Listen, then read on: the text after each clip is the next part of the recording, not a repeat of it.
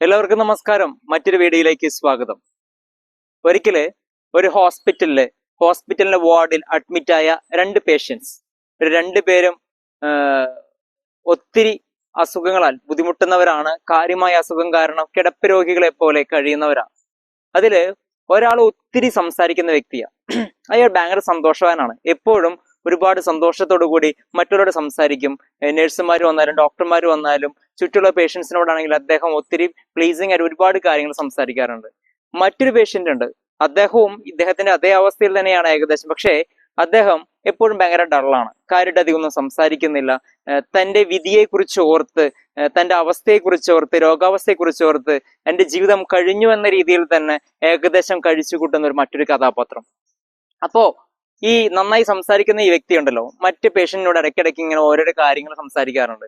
അദ്ദേഹം എപ്പോഴും തന്റെ ഫാമിലിയെ കുറിച്ച്, ഭാര്യയെ കുറിച്ച്, മക്കളെ കുറിച്ച്, കൂട്ടുകാരെ കുറിച്ച്, അദ്ദേഹം മുൻപ് ജോലി ചെയ്തിരുന്ന സമയത്തുണ്ടായ തന്റെ നല്ല അനുഭവങ്ങളെ കുറിച്ച്, ഇങ്ങനെ ലൈഫിലുണ്ടായ നല്ല നല്ല മുഹൂർത്തങ്ങൾ പലപ്പോഴും ഓർത്തെടുത്ത് ഇങ്ങനെ മറ്റേ പേഷ്യന്റിനോട് ഇങ്ങനെ സംസാരിച്ചു കൊണ്ടേയിരിക്കും.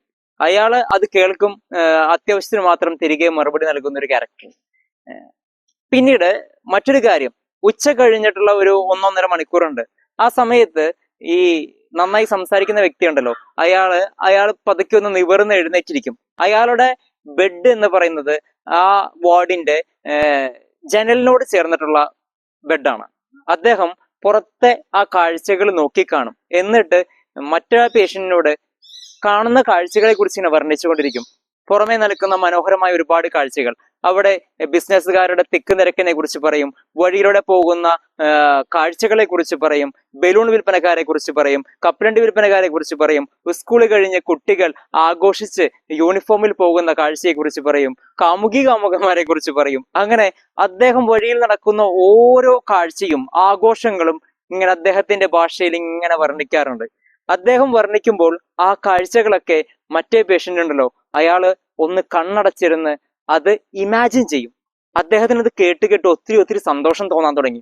അപ്പൊ തുടക്കത്തിൽ ഇച്ചിരി ഡള്ളാണെങ്കിലും ഇദ്ദേഹത്തിന്റെ ഈ വർണ്ണനകൾ കേട്ട് അദ്ദേഹത്തിന് ഒത്തിരി സന്തോഷം തോന്നി തുടങ്ങി. ആ കളർഫുള്ളായ ജീവിതം ഇദ്ദേഹവും തന്റെ ജീവിതത്തിലേക്ക് കൊണ്ടുവരാൻ തുടങ്ങി. അങ്ങനെ ദിവസങ്ങൾ കഴിഞ്ഞപ്പോ ഈ വർണ്ണനകൾ കൂടി വന്നു. അപ്പൊ ഈ ഒന്നാമത്തെ പേഷ്യന്റ് ഉണ്ടല്ലോ, നന്നായി സംസാരിക്കുന്ന വ്യക്തി, പുള്ളിക്കാരൻ ഒരു ദിവസം പറയാണ്, പുറത്തുകൂടി ഒരു പരേഡ് പോയിക്കൊണ്ടിരിക്കുകയാണ്. വാദ്യഘോഷങ്ങൾ അവിടെ പോകുന്നുണ്ട്. ഒരുപാട് പേര് സർക്കസുകളും അതുപോലെ തന്നെ മറ്റുള്ള ബലൂണുകളൊക്കെ കെട്ടിക്കെട്ട് ഇങ്ങനെ ആഘോഷത്തോടു കൂടി പോകുന്നുണ്ട്. മുതിർന്നവരുണ്ട്, പ്രായമായവരുണ്ട്. അവരുടെ കളർഫുള്ളായ ഡ്രസ്സിനെ കുറിച്ചൊക്കെ പറഞ്ഞു. ഇതൊക്കെ കേട്ടപ്പോ ഇദ്ദേഹം വാദ്യഘോഷങ്ങളൊന്നും കേൾക്കുന്നില്ല, പക്ഷെ ഇതൊക്കെ അദ്ദേഹത്തിന് ഇമാജിൻ ചെയ്യാൻ കഴിഞ്ഞു. അദ്ദേഹത്തിനും കൂടി ആ കാഴ്ചകൾ കാണണമെന്ന് തോന്നി, പക്ഷെ നിർവാഹമില്ല. അങ്ങനെ പതുക്കെ ഇയാളുടെ ഉള്ളിൽ ചെറിയൊരു അസൂയ കൂടി നാമ്പെടുത്തു എന്ന് പറയാം. ഓ, എല്ലാ ഭാഗ്യവും അയാൾക്കാണല്ലോ. അയാൾക്ക് നല്ല കുടുംബമുണ്ട്, അദ്ദേഹത്തിന് നല്ല നല്ല അനുഭവങ്ങളുണ്ട്, നല്ല കൂട്ടുകാരുണ്ട്, എത്രയോ നല്ല നല്ല കാര്യങ്ങൾ അദ്ദേഹത്തിന് പറയാനുണ്ട്. മാത്രമല്ല, ഈ ആശുപത്രിയിലായിരിക്കുമ്പോൾ പോലും പുറമേയുള്ള നല്ല കാഴ്ചകൾ കാണാനുള്ള അവസരം കിട്ടിയിരിക്കുന്നത് അദ്ദേഹത്തിനാണ്. ഈ ഉള്ളവനാകട്ടെ, ഈ ഭാഗ്യം കെട്ടവനാകട്ടെ, അതിനു പോലും ഈ ആശുപത്രിയിലായിരിക്കുമ്പോൾ പോലും അങ്ങനത്തെ ഒരു മനോഹരമായ കാഴ്ച കാണാനുള്ള അവസരം കിട്ടിയില്ല. എനിക്ക് മാത്രം എന്തേ ആ വിൻഡോ സൈഡ്, ആ ഭാഗം കിട്ടിയില്ല. എനിക്കെല്ലാം ദൗർഭാഗ്യകരമായ നിമിഷങ്ങളാണ്. അങ്ങനെ അന്നേ ദിവസം രാത്രിയില് ഈ ഒന്നാമത്തെ പേഷ്യന്റിന്, നന്നായി സംസാരിച്ചുകൊണ്ടിരുന്ന പേഷ്യന്റിന് കാര്യമായ ശ്വാസതടസ്സം അനുഭവപ്പെട്ടു. അയാള് ഉറക്കെ ചുമക്കുന്നുണ്ടായിരുന്നു. അങ്ങനെ പിറ്റേ ദിവസം അതിരാവിലെ നേഴ്സ് വെള്ളം കൊടുക്കാനായിട്ട് രണ്ട് പേഷ്യന്റിന്റെ അടുത്തേക്ക് വന്നപ്പോൾ കണ്ട കാഴ്ച എന്താണെങ്കിൽ, ഒന്നാമത്തെ പേഷ്യന്റ് മരിച്ചിരിക്കുന്നതാണ് കണ്ടത്. ഉടനെ തന്നെ അവൾ ഡോക്ടറെ അറിയിക്കുന്നു. ഡോക്ടർ വരുന്നു, പരിശോധിക്കുന്നു, മരിച്ചു എന്നുള്ള കാര്യം സ്ഥിരീകരിക്കുന്നു. അയാളെ അവിടെ നിന്ന് മാറ്റാനുള്ള ക്രമീകരണങ്ങൾ നടത്തിക്കൊണ്ടിരിക്കുക.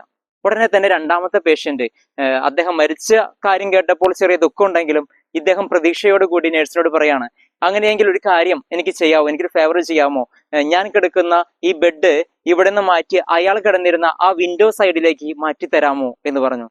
അതിനെന്താണ് എന്ന് പറയല്ല, രണ്ട് നേഴ്സുമാർ വരുന്നു, ഇയാളെ ആ വിൻഡോയുടെ സൈഡിലുള്ള ബെഡിലേക്ക് മാറ്റി. അവിടെ എത്തിയ ഉടനെ തന്നെ അയാൾ ആകാംക്ഷയുടെ കൂടെ ഇയാൾ ഇതുവരെ കേട്ട ആ മനോഹരമായ ദൃശ്യങ്ങൾ കാണാൻ വേണ്ടി നിവർന്നിരുന്നു, പുറത്തേക്ക് നോക്കി. പക്ഷെ അദ്ദേഹം നിരാശനായി. കണ്ടത് ഒരു ബ്ലാങ്ക് വാൾ, ഒന്നുമില്ലാത്ത ഒരു ചുമര് മാത്രം. അതിൻ്റെ അപ്പുറത്തേക്ക് ഒരു കാഴ്ചയും ഉണ്ടായിരുന്നില്ല. അദ്ദേഹത്തിന് മനസ്സിലായി, താൻ കേട്ടതെല്ലാം മറ്റേ വ്യക്തിയുടെ ഇമാജിനേഷനുള്ള കളർഫുള്ളായ ലോകമായിരുന്നു. അതെ, ജീവിതത്തെ പോസിറ്റീവായി കാണാൻ ശ്രദ്ധിക്കുക. നമ്മൾ ഒരു പോസിറ്റീവ് ഔട്ട്ലുക്ക് ഉണ്ടാക്കുന്നില്ലെങ്കിൽ നമ്മുടെ ജീവിതം മങ്ങിയതായിരിക്കും, കളർഫുൾ ആയിരിക്കില്ല, ബ്ലാക്ക് ആൻഡ് വൈറ്റ് ആയിരിക്കും. ആയതുകൊണ്ട് നമ്മൾ മോട്ടിവേറ്റഡ് ആകണം. നന്മ കാണാനായിട്ട്, സന്തോഷമുള്ള കാര്യങ്ങൾ കാണാനായിട്ട്. നമ്മുടെ സാഹചര്യങ്ങൾ പലതായിരിക്കാം. സാഹചര്യത്തെ പഴി പറയാതെ, സാഹചര്യത്തിൽ ഏത് ബുദ്ധിമുട്ടേറിയ സാഹചര്യത്തിലാണെങ്കിലും അതിൽ നന്മ കണ്ടെത്താനും പോസിറ്റീവായ കാര്യങ്ങൾ കാണാനും സാധിച്ചാൽ മാത്രമാണ് ജീവിതത്തെ സന്തോഷകരമായി മുന്നോട്ട് കൊണ്ടുപോകാൻ സാധിക്കുകയുള്ളൂ. അല്ലാത്ത പക്ഷം നമ്മൾ എന്നും പരിതപിച്ചുകൊണ്ടിരിക്കും, കുറ്റം പറഞ്ഞുകൊണ്ടിരിക്കും, പരാതി പറഞ്ഞുകൊണ്ടിരിക്കും. അതുകൊണ്ട് പരാതിപ്പെടാതെ പോസിറ്റീവായി ജീവിതത്തെ മുന്നോട്ട് കൊണ്ടുപോകുവാൻ എല്ലാവർക്കും സാധിക്കട്ടെ എന്ന് ആശംസിക്കുന്നു. Thank you.